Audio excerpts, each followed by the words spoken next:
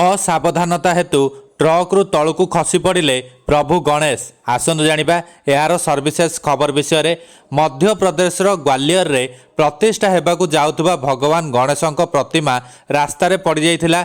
उक्त प्रतिमा 25 फुट उच्च रही। एही घटना रे अनेक लोक आहत होइतिबा भी सूचना रही। सूचनायोग्य सिंदेर छाबनी स्थित खलासीपुर रे प्रतिष्ठा हेबाकु जाउथुबा भगवान गणेशଙ୍କ प्रतिमा रास्तार होइतिबा गभीर खाल भितरे खसी पड़िथिला।